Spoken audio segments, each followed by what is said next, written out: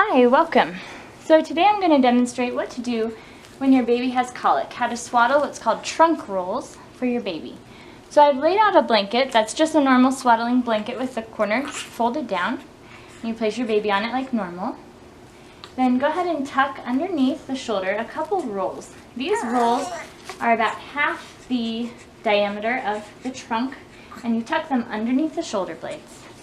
Then you go ahead and swaddle as normal, but these rolls will shift, so you need to tuck them in and adjust them as you're tucking the blanket in.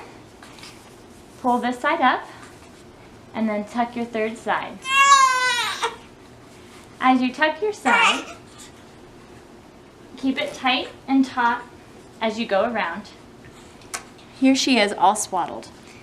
Now the rolls are here underneath her. They're behind her shoulder blades and underneath her mouth and nose, so she's not going to have any risk of getting them in her face.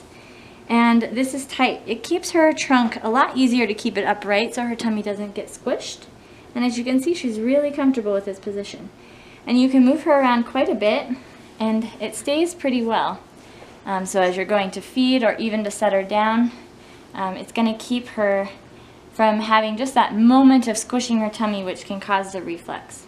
Now, reflux is a much bigger problem than just a squished tummy, but as you are working on reflux or colic, the root cause of that for your baby, this is a great way to take care of their tummy in the meantime.